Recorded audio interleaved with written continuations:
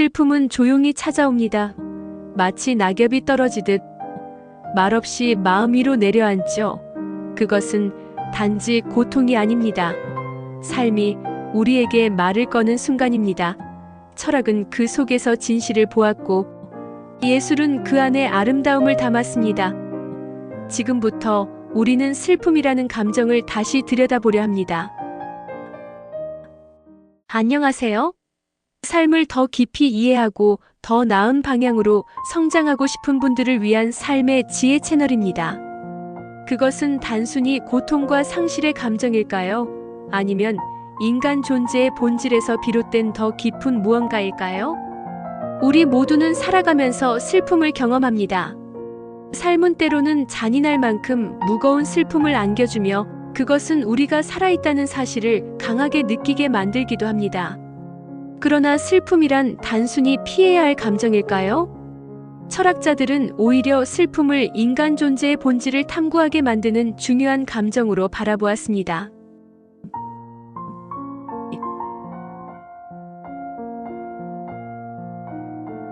슬픔의 기원, 인간 존재의 본질에서 오는 감정.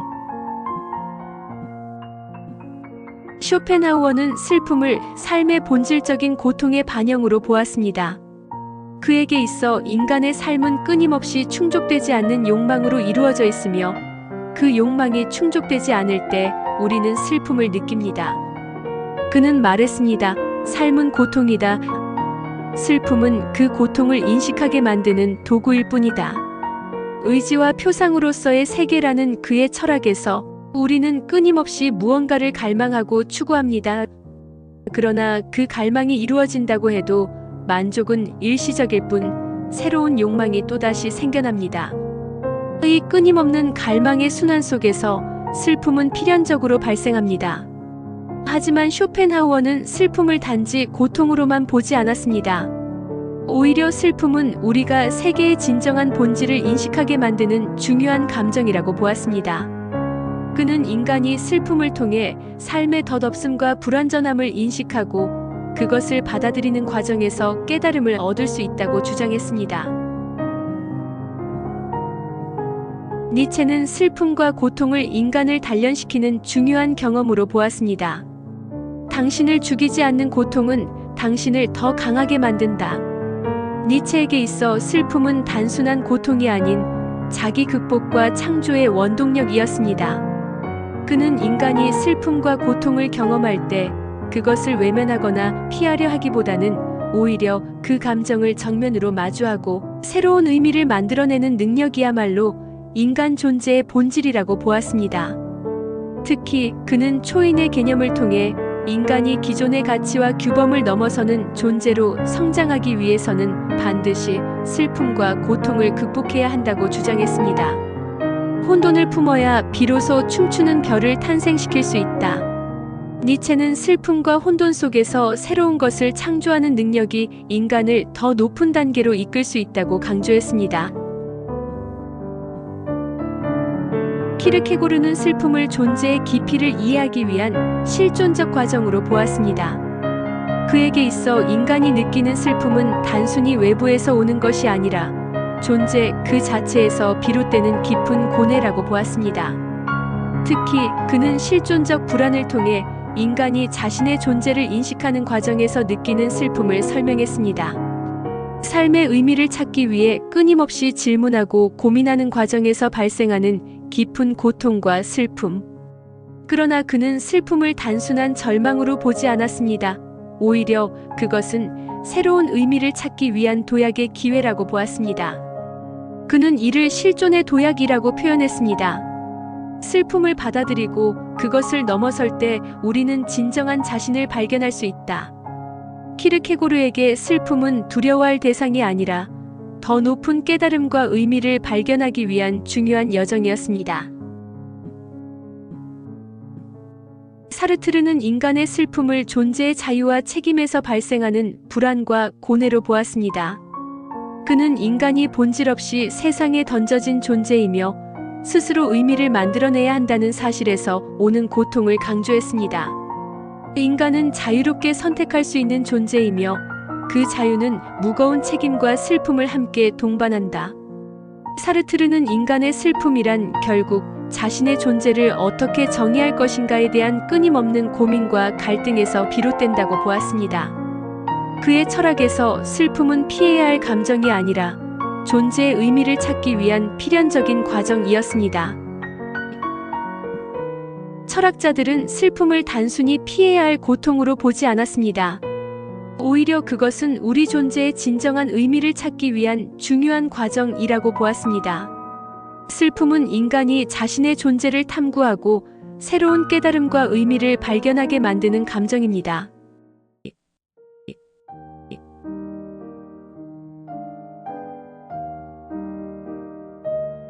예술로 표현된 슬픔, 고통을 아름다움으로 승화하다. 슬픔은 단지 견뎌야 할 고통이 아닙니다. 그것은 때로는 인간의 내면을 깊이 탐구하게 만들고 새로운 의미를 발견하게 만드는 중요한 감정입니다. 예술은 그런 슬픔을 표현하는 가장 강력한 도구였습니다. 화가들은 고통과 슬픔을 작품으로 승화시키며 그 감정 속에서 새로운 아름다움을 만들어냈습니다. 그렇다면 예술가들은 슬픔을 어떻게 받아들이고 표현했을까요? 렘브란트는 슬픔과 고통을 가장 사실적으로 표현한 예술가 중 한 명입니다. 특히 그의 자화상들은 자신의 내면을 깊이 탐구하며 슬픔과 상실감을 드러낸 작품들이라고 할 수 있습니다. 렘브란트는 인생에서 많은 상실을 경험했습니다. 그는 사랑하는 아내와 아들, 그리고 친구들을 잃었고 그의 삶은 경제적인 파산과 사회적 고립으로 이어졌습니다. 그의 자화상에서 나타나는 깊은 눈빛은 슬픔과 절망을 그대로 드러냅니다. 하지만 그것은 단순히 슬픔을 표현하는 것이 아닙니다. 그의 그림은 슬픔을 통해 인간의 본질을 탐구하는 과정이었습니다. 렘브란트는 슬픔을 피하지 않았습니다. 오히려 그것을 정면으로 마주하며 그 감정을 작품으로 승화시켰습니다. 에드바르 뭉크의 작품 절규는 인간의 절망과 고통을 극단적으로 표현한 대표적인 그림입니다. 그의 작품은 단순히 슬픔을 묘사하는 것이 아닙니다. 오히려 인간의 내면 깊숙이 자리한 불안과 절망을 시각적으로 드러낸 작품입니다. 뭉크는 자신의 불안과 외로움을 강렬한 색채와 왜곡된 형태로 표현했습니다. 그는 말했습니다. 나는 자연의 절규를 들었다. 그의 그림 속에서 슬픔은 단순히 개인적인 감정이 아닌 인간 존재의 근본적인 고뇌를 표현하는 방법이었습니다. 뭉크는 슬픔을 억누르지 않고 그것을 예술로 표현함으로써 자신의 고통을 새로운 형태로 승화시켰습니다. 프리다 칼로는 자신의 신체적 고통과 심리적 슬픔을 그림으로 표현한 대표적인 예술가입니다. 그녀는 어릴 때 심각한 교통사고로 인해 평생 고통과 싸워야 했습니다. 하지만 그 고통을 단지 견디는 것이 아니라 오히려 자신의 예술을 통해 그 고통을 표현하고 극복하려 했습니다. 프리다는 자신의 슬픔과 고통을 그림 속에서 생생하게 표현했습니다. 특히 그녀의 그림에는 자신이 겪은 상처와 고독이 직접적으로 드러납니다. 그녀는 말했습니다. 나는 내 고통을 그린다. 왜냐하면 그것이 내가 가진 유일한 진실이기 때문이다. 프리다에게 슬픔은 단지 불행한 감정이 아니라 자신을 이해하고 표현하는 중요한 도구였습니다. 그녀는 슬픔을 예술로 승화시키며 그 감정을 통해 자신을 발견하는 과정을 보여주었습니다. 프란시스코 고야는 인간의 고통과 슬픔을 가장 냉혹하게 표현한 예술가 중 한 명입니다. 특히 그의 작품 전쟁의 참상 시리즈는 전쟁으로 인해 고통받는 인간의 모습을 잔인할 정도로 사실적으로 묘사합니다. 그의 그림 속에서 슬픔은 개인의 감정이 아니라 인류 전체가 겪는 고통의 집합체로 표현됩니다. 고야는 인간의 잔인함과 무의미한 폭력 속에서도 우리가 반드시 마주해야 할 슬픔의 현실을 보여주었습니다. 그는 슬픔을 숨기지 않았습니다. 오히려 그것을 적나라하게 드러냄으로써 우리에게 인간 존재의 어둠을 직면하게 만들었습니다. 빈센트 반 고흐는 예술을 통해 자신의 슬픔과 외로움을 표현한 대표적인 화가입니다. 그의 작품 별이 빛나는 밤은 그가 생내미 정신병원에 입원해 있던 시절 깊은 슬픔과 외로움 속에서 그린 작품입니다. 고흐에게 그림이란 단순한 예술이 아니라 자신의 내면과 소통하려는 절실한 시도였습니다. 그는 슬픔을 외면하지 않고 오히려 그 감정을 표현하며 자신만의 독창적인 예술 세계를 만들어냈습니다. 고흐는 말했습니다. 나는 슬픔 속에서 그림을 그리고 그 슬픔을 빛으로 바꾸고자 했다. 그의 예술은 슬픔을 단순히 견디는 것이 아니라 그 감정 속에서 새로운 아름다움을 발견하는 과정이었습니다. 예술가들은 슬픔을 단순한 고통으로 보지 않았습니다. 그것은 오히려 자신을 표현하고 새로운 의미를 발견하는 과정이었습니다. 예술은 슬픔을 피하지 않고 그것을 작품으로 승화시킴으로써 우리가 슬픔을 바라보는 방식을 변화시켰습니다. 슬픔의 심리학, 감정의 이해와 치유의 과정. 슬픔은 단순히 피해야 할 고통이 아닙니다. 우리가 느끼는 슬픔은 인간의 본질적인 감정이며 때로는 우리가 더 깊은 의미를 찾도록 돕는 중요한 감정입니다. 심리학은 슬픔이라는 감정을 단순히 부정적인 감정으로만 보지 않습니다. 오히려 그것을 받아들이고 이해하는 과정을 통해 개인적인 성장과 치유를 이끌어낼 수 있다고 설명합니다. 그렇다면 심리학자들은 슬픔을 어떻게 바라보고 다뤄왔을까요? 존 볼비는 인간의 슬픔과 외로움이 어린 시절의 애착 형성과 깊은 관련이 있다고 주장했습니다. 그는 애착 이론을 통해 인간이 다른 사람과의 유대 관계를 통해 안전함과 소속감을 느끼며 그 유대가 끊어졌을 때 깊은 슬픔을 경험한다고 설명했습니다. 특히 사랑하는 사람을 잃거나 중요한 관계가 끊어졌을 때 우리가 느끼는 슬픔은 단지 심리적인 반응이 아닙니다. 그것은 우리의 존재 그 자체가 흔들리는 경험입니다. 볼비는 인간이 상실의 고통을 겪을 때 애도 과정을 통해 그것을 극복한다고 보았습니다. 그 과정은 다음과 같이 설명할 수 있습니다. 1. 상실의 사실을 받아들이지 못하고 부정하려는 단계. 2. 분노, 상실을 받아들이기 어려워 분노와 좌절감을 느끼는 단계. 3. 타협, 상실을 되돌리려는 시도를 하며 희망을 붙잡으려는 단계. 4. 우울, 상실을 받아들이며 깊은 슬픔과 절망을 느끼는 단계. 5. 수용, 슬픔을 받아들이고 삶의 새로운 의미를 찾아 나서는 단계. 볼비는 슬픔을 억누르는 것이 아니라 그 감정을 자연스럽게 받아들이고 애도하는 과정이 필요하다고 강조했습니다. 칼 융은 슬픔을 인간의 무의식 속 그림자와 연결하여 설명했습니다. 그림자는 우리가 의식적으로 인정하지 않으려는 감정이나 욕망을 의미합니다. 특히 슬픔이나 고통과 같은 감정은 종종 억압되거나 무시됩니다. 그러나 억압된 감정은 사라지는 것이 아닙니다. 오히려 무의식 속에 축적되며 결국 표면으로 드러나게 됩니다. 융은 이를 받아들이고 통합하는 과정을 개인화라고 불렀습니다. 그는 말했습니다. 어둠 없이는 빛도 없다. 슬픔은 우리가 진정한 자신을 발견하는 길이 될 수 있다.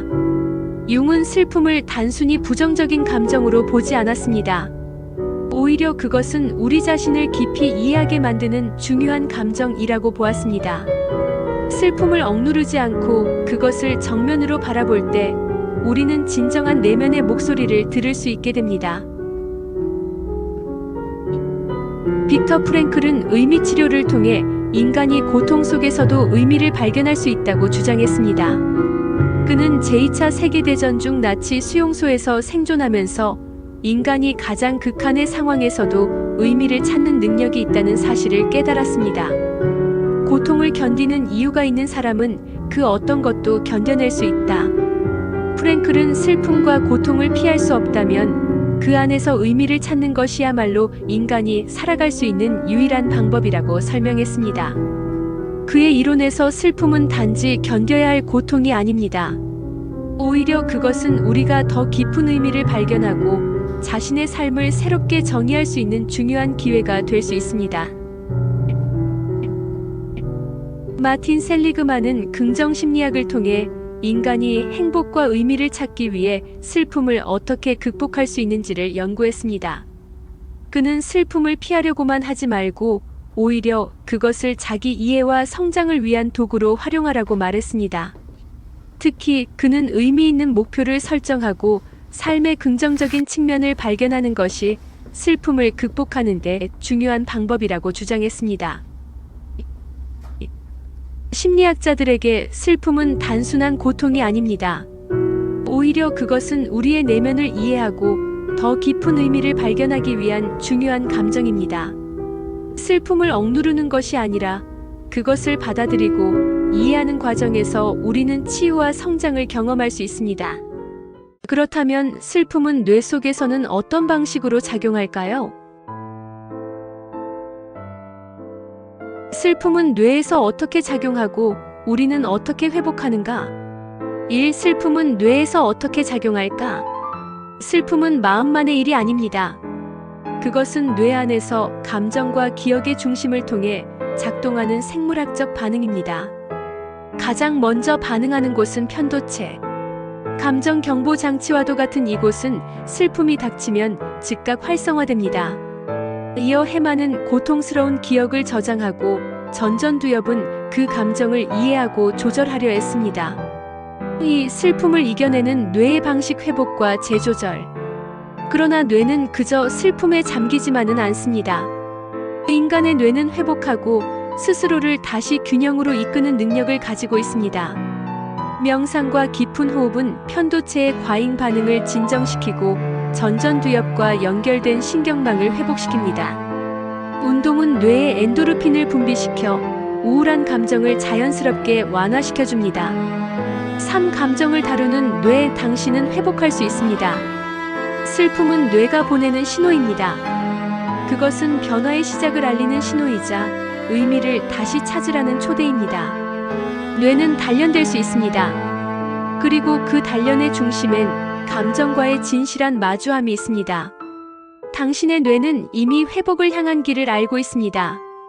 다만 그 길을 걷기 위해 슬픔이라는 신호를 따라야 할 뿐이죠. 슬픔은 고장난 게 아니라 회복 중이라는 신호입니다.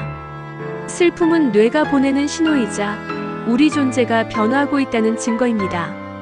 뇌와 마음이 연결되는 그 지점에서 우리는 다시 앞으로 걸어갈 수 있습니다. 슬픔은 고통이 아니라 빛으로 향하는 길입니다. 오늘도 당신의 존재는 의미 있습니다. 이 영상이 당신에게 작은 위로가 되었다면 좋아요와 구독으로 함께 해주세요.